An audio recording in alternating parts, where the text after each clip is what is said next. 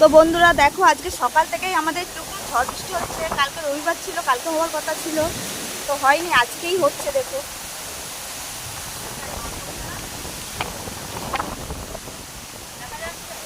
একদম বাইরে বেরোতে পারছি না।